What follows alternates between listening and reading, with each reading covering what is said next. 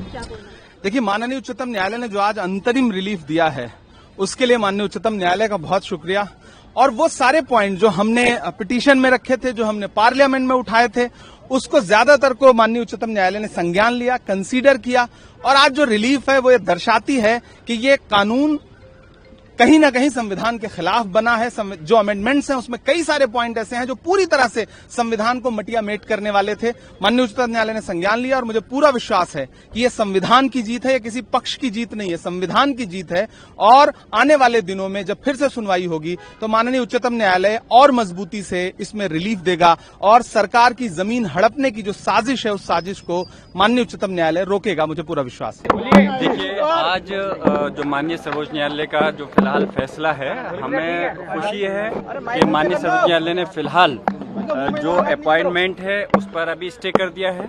और जो वक्फ प्रॉपर्टीज हैं, चाहे वो वक्फ बाई यूजर हों या अनरजिस्टर्ड हों, अभी उस पर फिलहाल किसी प्रकार की कोई उसके अंदर चेंज बदलाव नहीं होगा।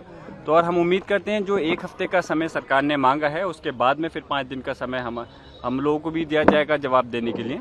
तो इंशाल्लाह उम्मीद है कि जो माननीय सर्वोच्च न्यायालय का आगे को भी फैसला आएगा वो तमाम जनता के हित को देखते हुए कि इस चीज़ में कि किसी प्रकार से हमारे संवैधानिक अधिकारों का जो उल्लंघन, जो हमारे अधिकार छीनने का एक तरह प्रयास था, उसको रोक लगाते हुए हमारे हक में फैसला आएगा। और फिलहाल जो सबसे अहम पॉइंट थे उन दो उस पर फिलहाल माननीय सर्वोच्च न्यायालय ने स्टे कर दिया। हम इसके लिए मुबारकबाद देते हैं और शुक्रिया अदा करते हैं माननीय सर्वोच्च न्यायालय का। सरकारी अधिकारी को लेकर भी एक वो था, उसमें तो कुछ नहीं इस तरह का। देखिए, अभी फिलहाल तो सुनवाई जो होगी अभी आगे 1 हफ्ते के बाद में और सारी चीज़ें उसमें आएंगी, लेकिन फिलहाल जो 2 हैं वक्फ बोर्ड का और काउंसिल के लेकर के जो अपॉइंटमेंट का है उसको रोक दिया है।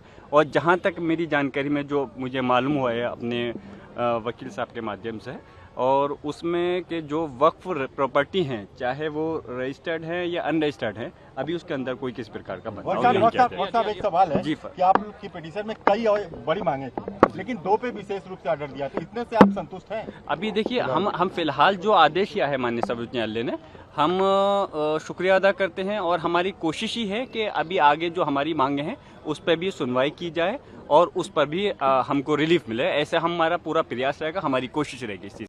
आज जो सुप्रीम कोर्ट ने आदेश दिया, इंटरिम स्टे जो दिया, वो बल्कि उससे भी अच्छा था जो कल स्टे करने जा रहे थे, क्योंकि गवर्नमेंट ने अंडरटेकिंग दिया, कमिटमेंट दिया है कि अब वक्त में किसी भी तरीके से कोई परिवर्तन नहीं होगा, न उसके टाइटल में होगा, न उसकी ज़मीन को लिया जाएगा, न ही बोर्ड में कोई नियुक्ति होगी।